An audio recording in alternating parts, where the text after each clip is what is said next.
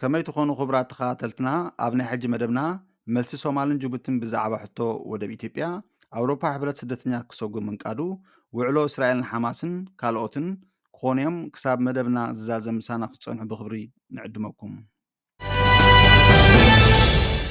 عبد السلام لا سعودي أب سومزي أب براسلس كلتا شورونين أب قرب رحقات بفركي أوتومات شغوت أب زقتل الأوان أب أربعة هاجرات أوروبا منبر تنفيقو خمز نبرة تقليتسو إز ورد ربعان حاموشن عامة نزاوي أب كلتشن عسرت حدن بناي أسقرت جالبا ناب ديسيت لامبدوزا إيطاليا زاأتو خوينو أب شورن نايما أسرت جيزي خمز حلفة ناب نوروي مؤتاو دما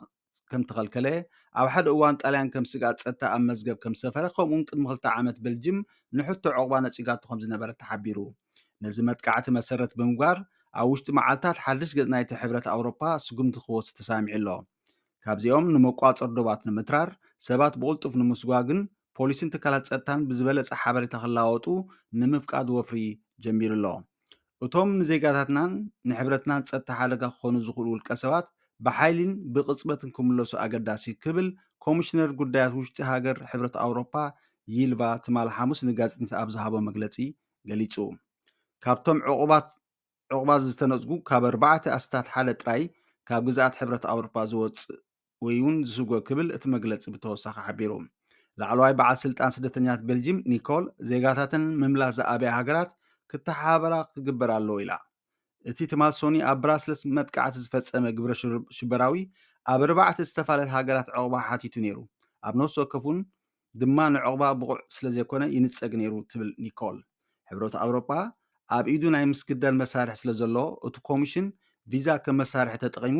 ኣቐዲሙ ካብ ዜጋታት ምንጪ ስደት ዝበሃላ ሃገራት ንኣውሮፓ ሸንገን ቪዛ ምዝሓቱ ዝኸበደ ዝያዳ ግዜ ዝወስድን ብዙሕ ወፃኢታት ዝሓትን ገይሮም ከም ዘለዉ ሓቢሩ ሳላዚ ሕብረት ኣውሮፓ ሕጂ ምስ ኢራቅ ባንግላዴሽ ፓኪስታንን ሴኔጋልን ኣብ ምስጓግ ኣዝዩ ዝሓሸ ምትሕባር ከም ዘለዎን ጆሃንሰን ገሊጹ ካብ ሕብረት ኣውሮፓ ንምውፃእ ዝግበር ትእዛዝ ካብዚ ሕጂ ዘሎ ዝያዳ ቀያዲ ክኸውን ኣለዎ እቲ ንወስዶ ውሳኔታት ከነኽብሮ ኣለና ክትብል ኒኮል ኣስሚራትሎ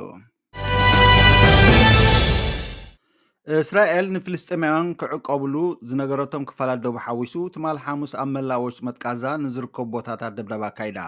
ስለዚ ልዕሊ 2 ሚልዮን ዝኾኑ ፍልስጤማውያን ክዕቀብሉ ዝኽእሉ ቦታ ዳርጋ ስለዘየለ ኩሎም ስጋኣቶም እንዳዓበየ ይመፅእ ከም ዘሎ ኣሶሽየትድ ፕረስ ሓቢሩ ኣብ ሆስፒታል ብዝተፈፀመ መጥቃዕቲ 500 ሕሙማትን ዕቑባትን ከም ዝሞቱ ዝዝከር ኮይኑ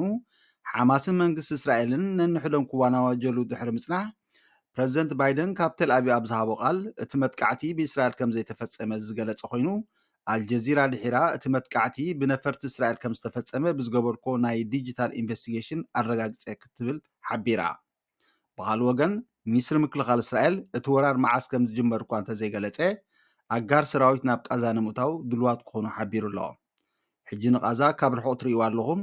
ድሓራ ውሽጦ ክትርእይዋኹም ቃል ኣትወልኩም ኣለኹ ከም ዝበለ ብተወሳኺ ፀብፃብ ተቒሱ ኣሎ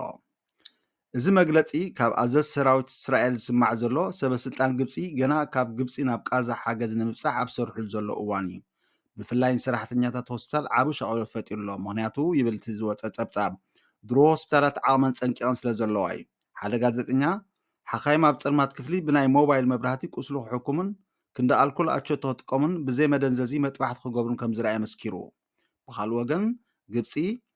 እስራኤል መግቢ ማይን መድሃኒትን ክትእቱ ምፍቃዳ ነቲ ዕፁ ፀንሐ መተሓላለፊ ዳግማይ ተኽእሎ ምኽፋት ፈጢሩ ብዙሓት ካብቶም ልዕሊ 2 ሚልዮን ነበርቲ ቃዛ ኣብ መዓልቲ ናብ ሓደ ምግቢ ወሪዶም ረሳሕ ማይ ይሰትዩ ከም ዘለዎም ይግለጽ ኣሎ ግብፂ ንሆስፒታል ዝኸውን ነዳዲ ንምእታው ምስ እስራኤል ትዛረብ ከም ዘላ ብተወሳኺ ሓቢራ ኣላ ሰራዊት እስራኤል ቅድሚ ዳርጋ 2 ሰሙን ኣብ ደቡባዊ እስራኤል ንዝተፈፀመ መጥቃዕቲ ሓማስ ሕነ ንምፍታይ ንቃዛ ብዘይ ዕረፍቲ ትድብድብ ከም ዘላ ይፍለጥ እስራኤል ንፍልስጤማውያን ካብ ሰሜን ቃዛ ክወፁ ናብ ደቡብ ክሃሉ ምስ ነገረቶም መጥቃዕቲ ኣብ መላእ እቲ መሬት ተዘርጊሑ ይርከብ ዕጡቓት ፍልስጤማውያን ድማ ናብ እስራኤል ሮኬት ምትኳስ ቀፂሎም ኣለዉ እቲ ጎንፂ ካብ ዝጅመር 3785 ፍልስጤማውያን ክሞቱ ከለዉ ካብዚ ብተወሳኺ 12493 ቆሲሎም ከም ዘለዉ ሚኒስትሪ ጥዕና ቃዛ ኣፍሊጡ ኣሎ ብወገን እስራኤል ድማ ልዕሊ 1400 ክሞቱ ከለዉ ልዕሊ 2700 ድማ ከም ዝቆፀሉ ፀብፃባት ይሕብሩ ሶማልያ ካብ ኢትዮጵያ ንዝቐረበ ቀጥታዊ ብግዝኣታ ኣብ ደገ ባሕሪ ንምርካብ ዝዓለመ ጻውዒት ጽምዶ ነጺጋቶ። ቀዳማይ ሚኒስትር ኢትዮጵያ ኣብይ ኣሕመድ ኣብ ዝሓለፈ ሰሙን ሃገሩ ወደብ ዘይምርካባ መጻኢ ምንጪ ግጭት ክኾን ከም ዝኽእል ብምጥንቃቕ ዞባዊ ምርግጋን ንምሕላው ነቲ ጉዳይ ንምፍታሕን ጻዕርታት ክግበር ፀዊዑ ምንባሩ ይዝከር። ኢትዮጵያ ድሕሪ ናይ 3 ዓሰርታት ዓመታት ኩናት ኤርትራ ኣብ 1993 ብወግዒ ናጽነታ ምስ ኣወጀት ብወግዒ ኣፍ ደገ ባሕሪ ኣልቦ ምዃና ይዝከር። ሶማልያ ሰላም ጸጥታን ንግድን ውህደትን ንምዕባይ ልዑል ተወፋይነት እኳ እንተለዋ ከም ኣፍ ደገ ባሕሪ ዝኣመሰለ ስትራቴጂካዊ ነገር ንኻልእ ኣሕሊፍካ ምሃብ ግን ተገዳስነት ከም ዘይብላ ሚኒስትር ጉዳያት ወፃኢ ዓሊ ዑመር ኣብ ናይ ጽሑፍ መልእኽቲ ከም ዝገለጸ ተሓቢሩ። እሱ መግለጺኡ ልዕላውነት ግዝኣታዊ ሓድነት ሶማል መሬት ባሕርን ኣየርን ከምቲ ኣብ ቀዋምና ተሰኒድ ዘሎ ቅዱስን ንዘተ ክፉትን ኣይኮነን ከም ዝበለ ብሉምበርግ ኒውስ ኣፍሊጡ። ኣብይ ብ13 ጥቅምቲ ብቴሌቭዥን ኣብ ዝሃቦ ዝተምህሮ ኢትዮጵያ ብቐጥታ ናብ ቀይሕ ባሕሪ ክትኣቱ ተፈጥሮኣዊ መሰል ኣለዋ።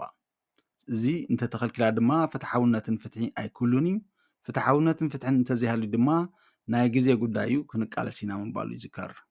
ኢትዮጵያ ኣብ ጎረባብቲ ሃገራት ኣብ ዝርከባ ሃገራት ተመሳሳሊ ብፅሒት ንክህልዋ ኣብ ዓብይ ግድብ ህዳሴ ኢትዮጵያ ኣክስዮን ክህብ ከም ዝኽእል ሓሳቡን ኣቕሪቡ ነይሩ። ኤርትራ ሽም ናይቲ ቀዳማይ ሚኒስትር ከይጠቐሰት ነቶም ርእቶታት ጠቕሊላ ብምንጻግ ልዕሊ ዓቕን ብምባል ብምግላጽ እቲ ጉዳይ ንኩሎም ዝምልከቶም ተዓዘብቲ ኣደናጊሩ ድሕሪ ምባል ኣብ ከምዚ ዝዕላሙ ጽምዶ ከም ዘይሳተፍ ደጋጊመ የረጋግጽ ኢላ ምንባራ ይዝከር። ኣብ ዝሓለፈ ቅንያት ፕረዚደንት ሶማል ሓሰን ሼክ መሓሙድ ኣስመራ በፂሑ ምንባሩ ዝዝከር ኮይኑ ሓደ ካብቶም ዘተየሎም ዛዕባ ጉዳይ ሕቶ ወደብ ኢትዮጵያ ክኾን ከም ዝኽእል ብዙሓት ግምታዊ ርእቶታቶም ክህቡ ጸኒሖም ኣለዉ። ኣብ ካልእ ተማሳሊ ዜና ላዕለዋይ ኣማኻሪ ፕረዚደንት ጅቡቲ እስማዒል ዑመር ጉሌ ኣሌክስ መሓመድ መርገጺ ኣብይ ሕጂ ደኣ ብዝበለጸ መገዲ ተጋሂዱ እምበር ንነዊሕ እዋን ዝጸንሐ ምዃኑ ገሊጹ። እሱ ወሲኹ ጅቡቲ ምስ ጎረባብቲ ሃገራትን ብፍላይ ድማ ምስ ኢትዮጵያ ጽቡቕ ዝምድና ክህልዋ ወትሩ ቅርርት ምጽናሕ እናተገንዘበት ኢትዮጵያ ናብ ቀይሕ ባሕሪ ንምእታው ብሰላማዊ መገዲ ሓሳብ ከተቕርብ ክትጽበያ ክብል ተዛሪቡ። ብተወሳኺ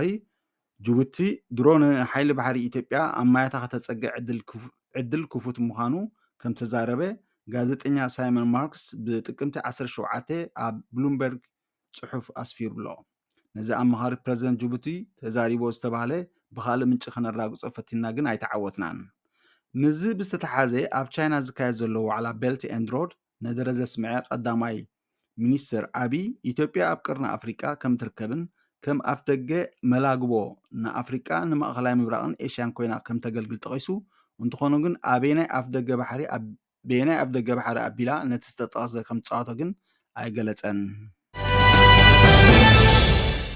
ስለምክታልኩም ብልቢ ነመስግን። ሳብስክራይብ ንክትገብሩ እናዘኻኽርና ንሕጂ ዝበልናይ መደብ ኣብዚ ንዛዝም። ኣብ ዝቕፅል መደብና ክሳብ ንራኸብ ሰሰናይ ንምነየልኩም።